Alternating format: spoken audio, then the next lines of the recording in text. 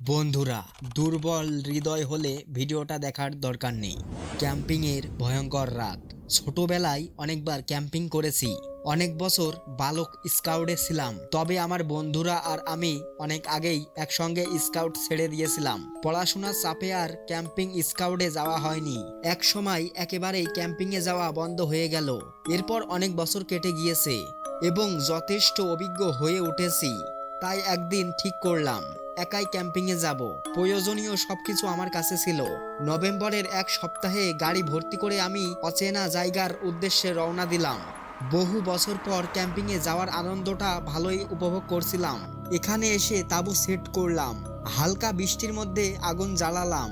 এরপর আগুনের ওপর ঢালু ত্রিপল লাগালাম যেন আগুন নিভে না যায়। এরপর একটি সাদা রুটি খেলাম। কিছুক্ষণ পর বৃষ্টি থেমে গেল। আশপাশে তখন ঘুরতে বের হলাম। ছোটবেলায় যখন এখানে আসতাম তখন এখানে অনেক লোক ক্যাম্পিং করতে আসতো, কিন্তু এবার আমি একেবারেই একা। বিষয়টা একদিকে ভালো লাগলেও অন্যদিকে অস্বস্তিকর। আগে আমি কখনোই একা ক্যাম্পিং করিনি। আগুনের পাশে বসে জঙ্গলের শব্দ শুনছিলাম আর সবুজ গাছপালা দেখতে দেখতে কিছু খাবার খাচ্ছিলাম। এক সময় বিরক্তবোধ হতে শুরু করলো।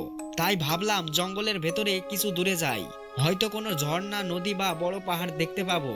কিন্তু কিছুই দেখতে পেলাম না। সন্ধ্যা নামতেই বুঝলাম একা ক্যাম্পিং একেবারেই ভালো লাগছে না।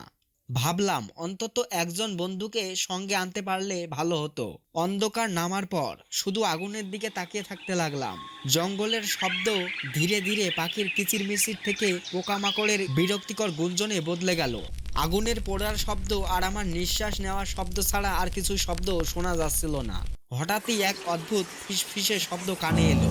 প্রথমে ভাবলাম আগুনের মধ্যে কোনো কাঠ পুড়ছে, কিন্তু সব কাঠ পুড়িয়ে দেখলাম শব্দটা আগুন থেকে আসছে না, শব্দটা পেছনের জঙ্গল থেকে আসছিল।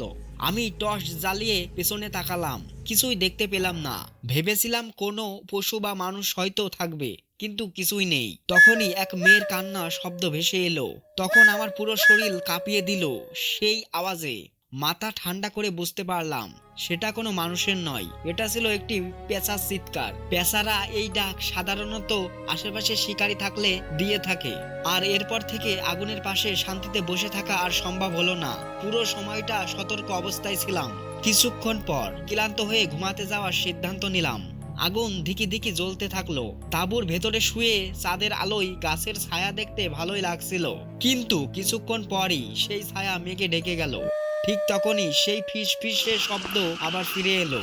এবার শব্দের সঙ্গে পায়ের শব্দও শোনা যাচ্ছিল। শব্দটা ক্রমশ আমার তাঁবুর কাছাকাছি চলে এলো।